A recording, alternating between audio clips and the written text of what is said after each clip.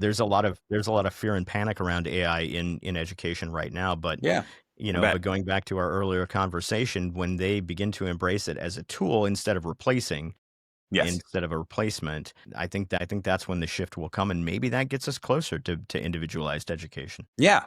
Yeah. And the thing I tell people all the time is I would joke with when the internet was kind of in its infancy and my grandma would come to me at church and say, "Hey, Jason, I got this off the internet." I was like, "Okay, grandma, well, where on the internet?" Right.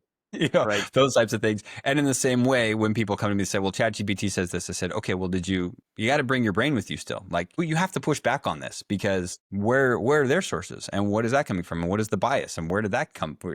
Like you were saying, being strategically cynical, I guess is maybe a good way to say it, right? Absolutely. Where and why is this information being perpetrated and where's it coming from and who are the backers and funders and whatever, right? Mhm. So that you can just see through it a little bit and say, okay, well, there is an agenda in everything, right? There is Mhm. bias in things.